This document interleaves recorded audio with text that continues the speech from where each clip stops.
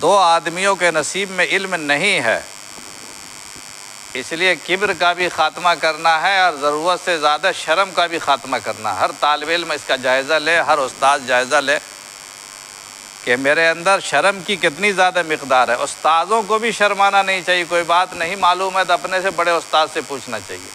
یہ علم، یہ نصیحت حضرت مجاہد کی صرف طلبہ کے لیے نہیں ہے، بلکہ ہر اس طالب علم کے لیے ہے جو پڑھ کے فارغ ہو چکا ہے۔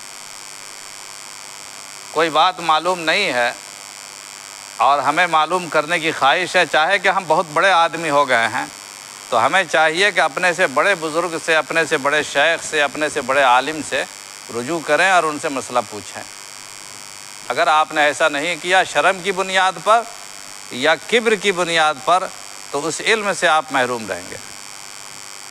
صحابہ کرام میں ایک بہت بڑے صحابی کا نام، مشہور صحابی ہیں